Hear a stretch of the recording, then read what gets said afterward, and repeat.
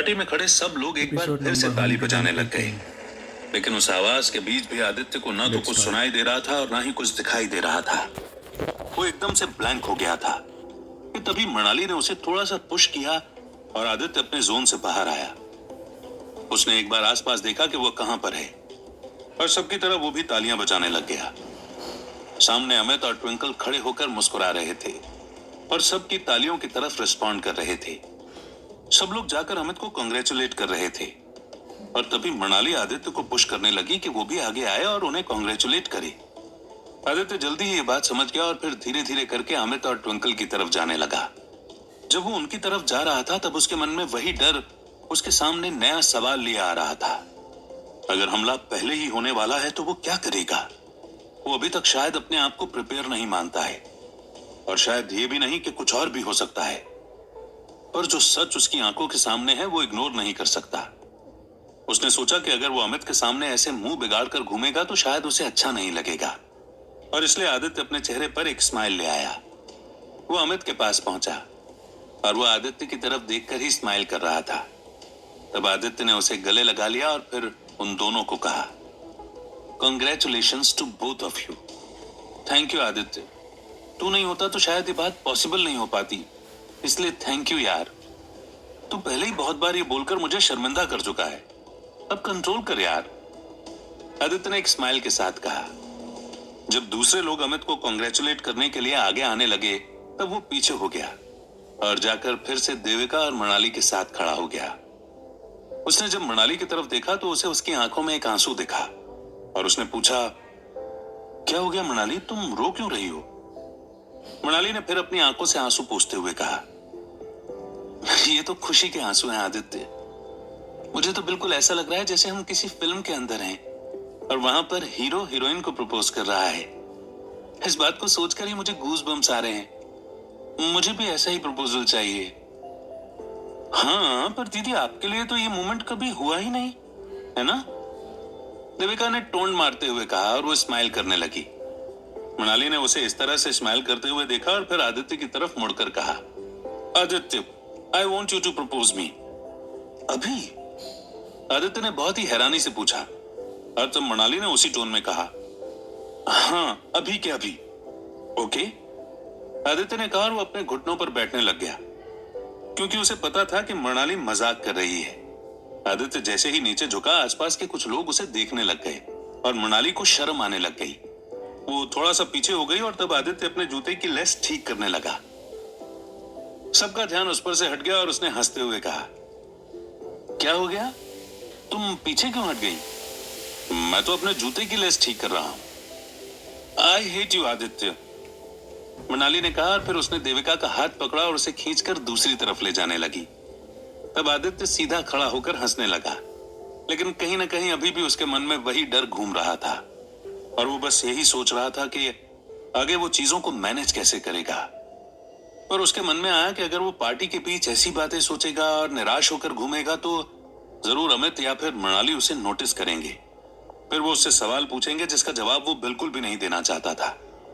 इसलिए उसने अपने आप को थोड़ा सा रिलैक्स किया और वो पार्टी में इधर उधर घूमने लगा।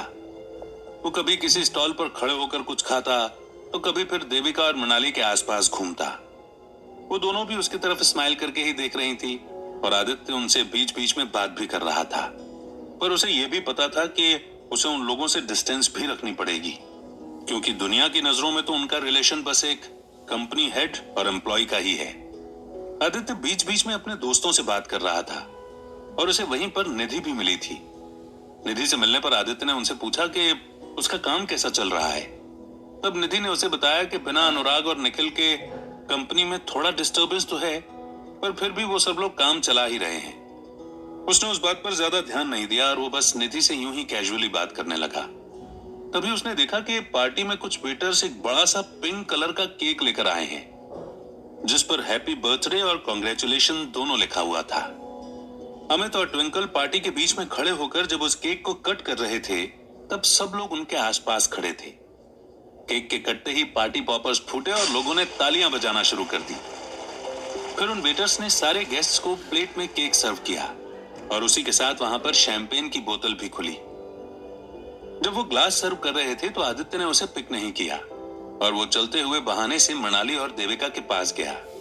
वो दोनों शैंपेन पी रही थी। उसने फिर मनाली की तरफ हैरानी से देखकर कहा, मुझे नहीं पता था कि तुम्हें भी शैंपेन पीना अच्छा लगता है। ऐसी पार्टी में ये सब तो चलता ही है आदित्य। मनाली ने स्माइल के साथ कहा और तब आदित्य ने उससे पूछा, तो क्या मैं अभी पी सकता हूं? तुम मुझसे परमिशन ले रहे हो? हाँ, आदित्य ने बहुत ही इनोसेंटली कहा। तब मनाली उसे बहुत ही स्वीट तरीके से देखने लगी और उसने कहा, ओ आदित्य, मैंने तो कभी सोचा ही नहीं था कि तुम मुझसे अब शराब पीने के लिए भी परमिशन लोगे। लेकिन अगर आज तुम पी भी लोगे तो भी मुझे कोई दिक्कत नहीं है, क्योंकि आज का दिन है ही इतना अच्छा। आज ये दोनों भी शादी के लिए तैयार हो गए हैं और हम भी शाम को शादी के बंधन में बंध जाएंगे, तो फिर फ्री की शैंपेन पीने में कोई दिक्कत नहीं है। मनाली इतना कहकर हंसने लगी और फिर आदित्य स्माइल करके वहां से चला गया। उसने एक शैंपेन का गिलास उठाया और फिर वो जाकर अमित के पास खड़ा हो गया, जो अकेला ही खड़ा था क्योंकि ट्विंकल अपने दोस्तों के साथ बातें कर रही थी। तब उन दोनों ने अपना ग्लास एक दूसरे से टच करके चीयर्स कहा और पीते हुए बात करने लगे। तब अमित ने एक सिप लेते हुए कहा, कितना सही है यार, ऐसा लग रहा है जैसे पूरी जिंदगी ही बदल गई और इस शैंपेन में भी कुछ अलग ही टेस्ट है यार, मजा ही आ गया। महंगी शैंपेन है इसलिए अलग ही टेस्ट आ रहा है तुझे, आदित्य ने हंसते हुए कहा। अमित और वो दोनों हंसने लगे। फिर उन दोनों ने एक सिप लिया और तब अमित ने कहा, तुझे याद है आदित्य, कॉलेज में हम अक्सर यही बातें करते रहते थे कि शादी कितनी बुरी चीज है, किसी को प्यार कैसे हो सकता है और क्या हम कभी कुछ ऐसा कर पाएंगे। लेकिन देखना यार, आज 6 साल बाद ऐसा लगता है जैसे इस लाइफ में कुछ अलग ही हो गया है। कहां मैं होपलेस रोमांटिक से एंगेज्ड आदमी बन गया हूं, पर लगता है कि अब सब कुछ ही बदलने वाला है। इतना खुश मत हो, तूने सुना नहीं है क्या, शादी का लड्डू जो खाता है वो भी पछताता है और जो नहीं खाता है वो भी पछताता है। हाँ, वो सब तो कहने की बात है, ऐसा असल में कुछ नहीं होता। तू देखना, एक दिन तुझे भी कोई लड़की मिलेगी और तुझे उससे प्यार होगा, तब समझ में आएगा कि किस तरीके से ये शादी का लड्डू कितना अच्छा होता है और तेरी लाइफ कितनी आसान हो जाएगी, अमित ने कहा। तब आदित्य उसकी तरफ देखने लगा तो उसे उसकी आंखों में ऐसा दिख रहा था जैसे अमित वो सारी बातें अपने मुंह से नहीं बल्कि अपने अंदर की फीलिंग्स और इमोशंस की वजह से बोल रहा था। अगर उसकी जगह आदित्य होता तो वो भी वही करता और इस बात को सोचकर ही उसके चेहरे पर एक हल्की सी स्माइल आ गई। उसे अपने अंदर से प्राउड होने लगा कि पिछली जिंदगी में जिस अमित की जिंदगी उसकी वजह से खत्म हो गई थी, आज उसी ने उसकी जिंदगी का एक नया रास्ता खोल दिया था। उन दोनों ने ग्लास से एक सिप और लिया और तब अमित ने आदित्य से कहा, यार एक बात बता, मैं तुझे कितनी देर से नोटिस कर रहा हूं कि तू बस देविका और मनाली के साथ ही घूम रहा है।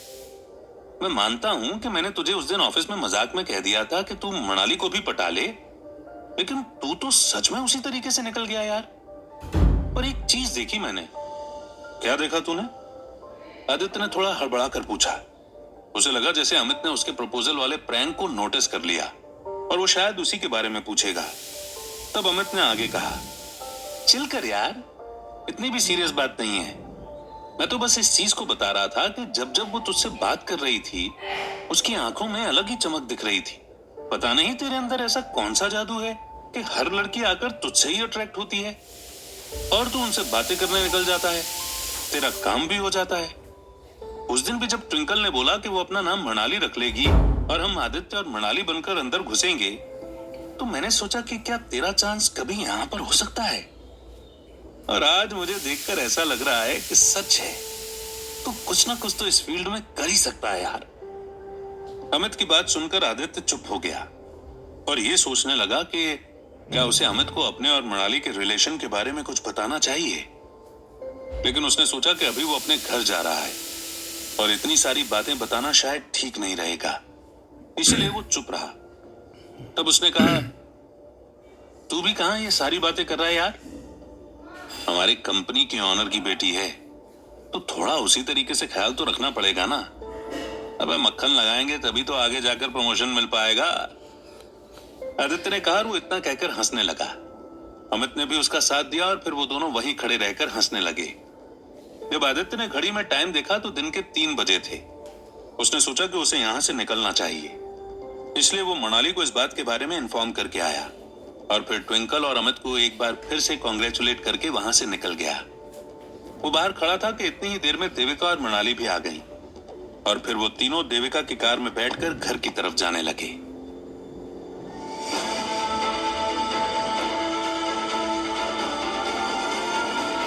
Thank you for hearing.